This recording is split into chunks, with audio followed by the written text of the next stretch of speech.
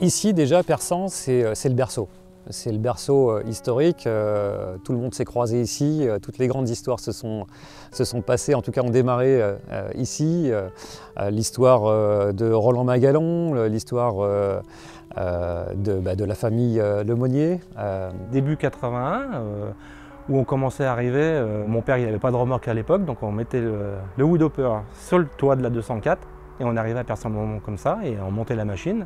C'est un endroit mythique, c'est un endroit où il y avait parfois jusqu'à 60 machines. De voir tous ces gens qui voulaient, tout le monde voulait voler. Et on voit bien à l'époque, quand je regarde aujourd'hui, on a encore la chance d'avoir les paramoteurs qui sont là et qui entretiennent justement le vol sur cette piste dans sa plus simple expression. Donc merci à eux. Et parce que c'est un endroit où les gens venaient se retrouver. Il y avait énormément de monde, c'était magnifique. Pour voir voler ces machines assez improbables. L'époque des baptêmes, on faisait des baptêmes toute la journée. Improbables pour ceux qui ne connaissaient pas, alors on a l'habitude d'entendre ouais, c'est des machines avec des moteurs de tondeuse à gazon. C'est pas complètement faux à l'époque. Tout le monde nous regardait, les gens aussi avaient peur parce qu'ils voyaient les trapanels. Le wood-hopper, ça faisait quand même, le wood-hopper JC24, c'était 72 kg. Hein. Parce qu'au début, on avait démarré avec le moteur Choquet rond. Et ça serrait tout le temps. Mais c'est des machines qui étaient très attachantes parce que justement elles avaient une personnalité et il fallait apprendre à les apprivoiser et soi-même apprivoiser sa propre crainte de ne pas être à la hauteur. Déjà on volait vraiment pas loin, on faisait que du tour de piste hein, parce que ça tombait vraiment tout le temps en panne. Mon père a commencé ici sur le wood-hopper de Christian Lemonnier. Il avait fait que du modèle réduit, comme la plupart des gens qui ont commencé à l'époque. Et il s'est fait lâcher comme ça directement. Et ça, c'est magique. Nous, on a grandi à travers l'ULM. Notre vie, elle a été très profondément marquée, modifiée. En tout cas, le sillon a été profondément marqué par l'ULM. J'aurais jamais eu la vie que j'ai pu avoir s'il n'y avait pas eu cette expérience et si mon père n'avait pas eu cette passion naissante de l'ULM grâce à la vision qu'il en a eue au Bourget quand il a découvert le wood-hopper en 80. Après, c'est le sens qu'on y donne. Mon père, il a fabriqué son biplace, le Pandore, avec le concours de Christian Lemonnier pour tout ce qui a été fabrication de l'aile. Et en fait, on a bouclé la boucle avec Bruno, puisque 40 ans plus tard, on a refait les ailes ensemble, comme nos pères l'avaient fait à l'époque. Et oui, nos familles sont très liées par rapport à cette histoire-là. Et aujourd'hui, on a énormément de plaisir à le partager à nouveau et à se dire que dans quelques semaines, quelques mois maximum, on va revoler ensemble avec le wood-hopper d'un côté et le Pandore de l'autre. Le truc, c'est avec ces machines, avec ces tas de tubes, hein, comme on peut dire, c'est qu'il y a toute une culture derrière. Il y a un passé. Quelquefois, j'entends des personnes qui ont 20 ans d'expérience en ULM qui vont dire « Oh là là, moi je connais tout de l'ULM ». Elles ont de l'expérience hein, et ça c'est indéniable. En revanche, la culture de l'ULM, ça remonte à tellement plus longtemps, c'est 2 fois ça, moi même davantage. Et je pense qu'il y a une nécessité aujourd'hui à vraiment faire en sorte de bien faire attention à ce qu'on fait de ces vieux tas de tubes, justement, comme on dit. Parce qu'il y a aussi la revendication d'un certain art de vivre à travers ces machines aussi simples, à travers le fait de piloter au cul, comme on dit, hein, parce qu'il n'y a pas d'autre mot. Les instruments, on ne les regarde pas trop, on fait surtout confiance à ce qu'on ressent. Et ce plaisir-là, il est incomparable.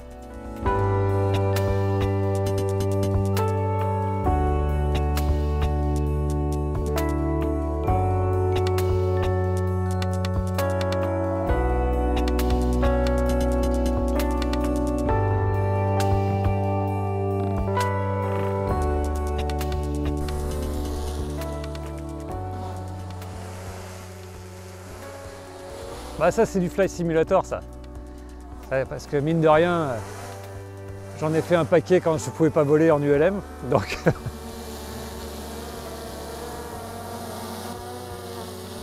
je vais éviter de me couper la tête quand même.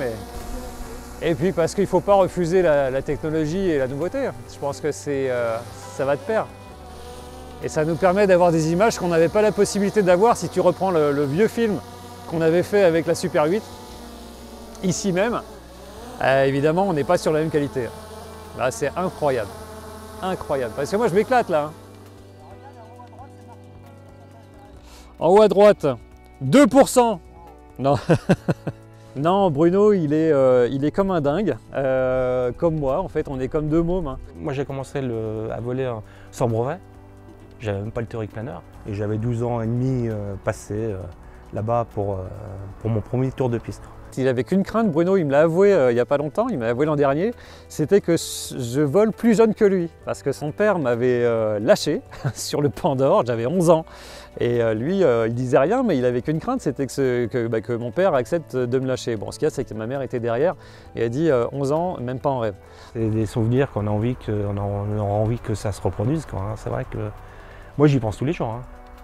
Moi, j'ai 55 ans cette année, je vole depuis l'âge de 12 ans.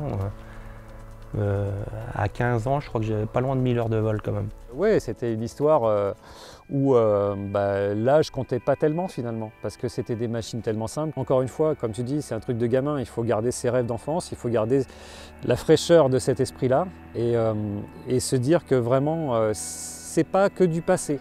Puis j'aimerais revenir à des vieilles machines, quoi. Franchement. Et puis, un soir de septembre, sur l'aérodrome de Persan, ils sont revenus, ces fantômes du passé. C'était bien eux, le clan Roche et Lemonnier. Allô Bruno? Ouais. Ben ça va, tu sais quoi, je suis équipé, il y a Christophe qui est en train de filmer et on est sur le point de démarrer.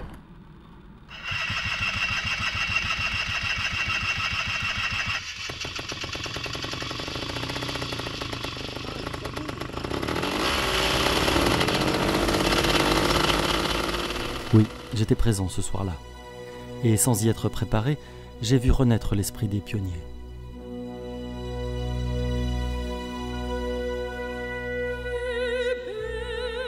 C'est beaucoup d'émotions parce que ça fait 40 ans que j'attends ce moment-là. Je pense toujours à ces moments-là forts de cette époque-là qui était magique. J'ai les larmes aux yeux, c'est waouh, c'est fou. Hein. On préparait mais sans vraiment y croire finalement parce qu'on se dit toujours qu'il y aura un truc qui va pas aller. Et puis bah là, non, il n'y a pas de mots, c'est juste magique, quoi.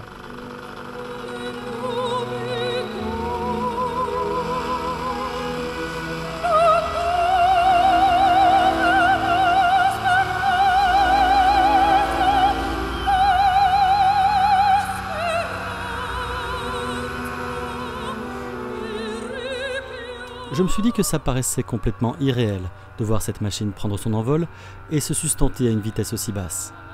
Dans un monde où tout semble devoir aller si vite, je me suis demandé si ça avait encore un sens. Je crois que ça n'a jamais eu autant de sens. Ça n'a jamais eu autant de sens, déjà, de préserver le patrimoine. Je crois que c'est important aussi d'acculturer les gens et de les ramener à la culture de ce qu'a été l'ULM dès le départ. Ça vole, et ça vole très très bien. Et puis après, pour l'avenir, des machines comme ça, on en a besoin, mais des machines peut-être avec de l'électrique, avec de l'hydrogène, je ne sais pas. Mais en tout cas, il faut faire évoluer les concepts, mais des machines extrêmement simples, extrêmement abordables, ça reste une nécessité absolue pour énormément de gens qui aimeraient voler, mais qui aujourd'hui ont beaucoup de mal parce que ça coûte extrêmement cher. L'esprit pionnier, il y a forcément une part de rêve qu'il faut retrouver peut-être pour certains. Il y a forcément du courage à se mettre à l'ouvrage et peut-être à faire confiance à quelqu'un qu'on ne connaît pas, mais qui va peut-être se retrouver sur notre route avec une envie folle de voler. Et ouais, je pense qu'il faut arriver à recoller ces morceaux-là. Et puis il y a aussi la dimension modernité.